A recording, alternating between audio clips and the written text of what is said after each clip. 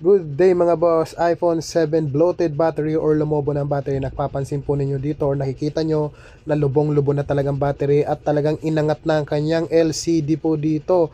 Pag may mga ganito kayong na-encounter or napapansin ninyo na lumobo na yung battery, papalitan nyo po kaagad. Kagaya po nito, sobrang lumobo na po talaga, kaya yan, napunit na ang kanyang flex sa camera. So pati camera nito ay kailangan na rin pong palitan. At syempre, kapag lumobo talaga yung battery, kailangan nyo itong lagay itong papalitan agad-agad kahit hindi pa ganito kalobo, kasi napakadelikado po nito. Lalo po ito kung pumutok or matusok po ninyo, ay naglilikha po ito ng napakalakas na apoy.